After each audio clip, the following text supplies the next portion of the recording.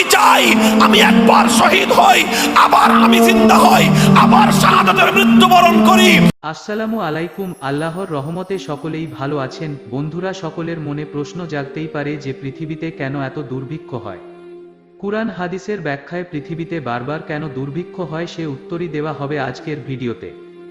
মহান আল্লাহ তাআলা অগণিত প্রাণী সৃষ্টি করেছেন, সব প্রাণীর রিজিকের ব্যবস্থাও করে দিয়েছেন। এছাড়া আসমান, জমিন, পাহাড়, পর্বত, নদী, সাগর, মহাসাগর সৃষ্টি করেছেন। তিনি বিশ্বজগতের মালিক। কুরআন হাদিসের আলোকে যেসব কারণে রিজিকের সংকট সৃষ্টি হয় তা আলোচনা করা হলো। শুরুতে বলে রাখা ভালো, রিজিক মানে শুধু খাদ্য সামগ্রী নয়, বরং জীবন উপকরণের সবকিছু, অর্থাৎ সব প্রাণীর জীবন উপকরণের দায়িত্ব আল্লাহ তাআলা নিজেই গ্রহণ করেছেন। পবিত্র কোরআনে আল্লাহ তাআলা বলেন, জমিনে বিচরণকারী যত প্রাণী আছে সবার রিজিকের দায়িত্ব আল্লাহর ওপরে। সূরা হুদ আয়াত 6। আল্লাহ তাআলা তার বান্দাদের প্রতি দয়ালু, যাকে ইচ্ছা রিজিক দান করেন। তিনি প্রবল পরাক্রমশালী। সূরা আয়াত 19। আল্লাহ তাআলা পবিত্র কোরআনে দিয়েছেন, আল্লাহ তাআলা যদি তার সব বান্দাকে প্রচুর রিজিক দিতেন তাহলে তারা পৃথিবীতে বিপর্যয় সৃষ্টি করত, কিন্তু তিনি যে পরিমাণ ইচ্ছা রিজিক সে পরিমাণ অবতীর্ণ করেন। সূরা আয়াত 27।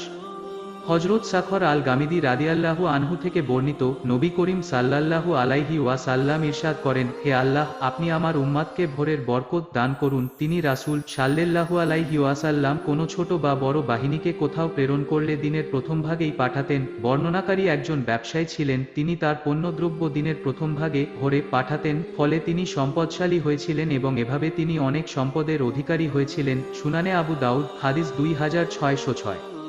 হযরত আবু হুরায়রা রাদিয়াল্লাহু তাআলা আনহু থেকে বর্ণিত, তিনি বলেন, রাসূলুল্লাহ সাল্লাল্লাহু আলাইহি ওয়াসাল্লাম ইরশাদ ফরমান, রাতের বেলা শয়তান তোমাদের প্রত্যেকের মাথায় একটি দড়ি দিয়ে 3টি গিরা দেয়। সে ঘুম থেকে জাগ্রত হয়ে আল্লাহকে স্মরণ করলে একটি গিরা খুলে যায়, সে উঠে ওযু করলে আরেকটি গিরা খুলে যায়, অতঃপর সে যখন সালাতে দাঁড়ায় তখন সব গিরা খুলে যায়, ফলে সে প্রশস্ত মনে হৃষ্টচিত্তে ভোরে উপনীত হয় এবং কল্যাণপ্রাপ্ত হয়। আর সে যদি এরূপ না করে তবে তার ভোর হয় অলসতা এবং অপবিত্র মন নিয়ে, ফলে সে কল্যাণ লাভ করতে পারে না। সুনানে ইবনে মাজাহ হাদিস 1329।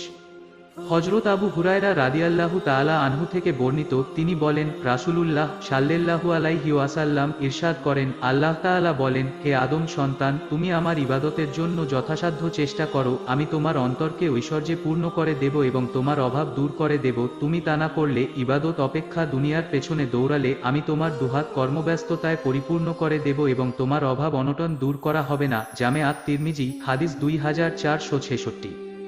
আল্লাহ তাআলা ইরশাদ করেন, এবং যারা আত্মীয়তার বন্ধন ছিন্ন করবে এদের প্রতি আল্লাহ অভিশাপ দেন, এরপর তাদের বধির ও দৃষ্টিশক্তিহীন করে দেন। সূরা মুহাম্মদ আয়াত 22 থেকে 23। হযরত আবু বাকরাহ রাদিয়াল্লাহু তাআলা আনহু থেকে বর্ণিত, তিনি বলেন, রাসূলুল্লাহ সাল্লাল্লাহু আলাইহি ওয়াসাল্লাম ইরশাদ করেন, মহান আল্লাহ বিদ্রোহী ও আত্মীয়তার সম্পর্ক ছিন্নকারীর মতো অন্য কাউকে দুনিয়াতে অতিদ্রুত আযাব দেওয়ার পরও আখিরাতের আযাবও তার জন্য জমা করে রাখেননি। সুনানে আবু দাউদ হাদিস 4902।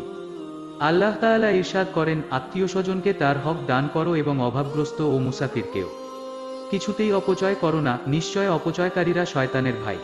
শয়তান স্বীয় পালনকর্তাদের প্রতি অতিশয় অকৃতজ্ঞ। তুমি যদি তাদের অভাবী আত্মীয়, মিসকিন ও মুসাফির পাশ কাটাতে চাও এজন্য যে তুমি এখনো নিজের জন্য তোমার প্রতিপালকের অনুগ্রহ লাভের সন্ধানে নিযুক্ত, যা তুমি প্রত্যাশা করো, এ অবস্থায় তাদের সঙ্গে নম্রভাবে কথা বলো। তোমার হাতকে তোমার গলার সঙ্গে বেঁধে সহযোগিতা থেকে একেবারে বিরত দিও না, আর তা একেবারে প্রসারিত নিজের প্রয়োজন থাকার পরও করেও দিও না। তা করলে তুমি নিন্দিত ও নিঃস্ব হয়ে বসে পড়বে। নিশ্চয়ই তোমার পালনকর্তা যাকে ইচ্ছা অধিক জীবনোপকরণ দান করেন এবং তিনিই তা সংকুচিত করে দেন। তিনি তার বান্দাদের সম্পর্কে ভালোভাবে জানেন এবং সবকিছুই দেখেন। সূরা ইসরা আয়াত 26 থেকে 30। মহান আল্লাহ তাআলা ইরশাদ করেন, আল্লাহ সুদকে ক্ষয় সমূলে নিকৃষ্ট ধ্বংস করেন এবং দানকে বর্ধিত রিজিকে বরকত করেন। সূরা বাকারা আয়াত 276। বিশ্বনবী হযরত মুহাম্মদ সাল্লাল্লাহু আলাইহি ওয়াসাল্লাম ও হাদিসে এরূপ বর্ণনা করে গিয়েছেন, যে জাতির মধ্যে সুদ প্রসারিত হয় তারা অবশ্যই দুর্ভিক্ষে, নিত্য প্রয়োজনীয় জিনিসের অভাব নিপতিত হয়। মুসনাদে আহমদ। তো বন্ধুরা, বুঝতে পারলে পৃথিবীতে এত দুর্ভিক্ষ হওয়ার পিছনে প্রধান কারণ হলো যে আল্লাহর দেখানো রাস্তায় চলে না, আল্লাহর যে গাফিলতি করে।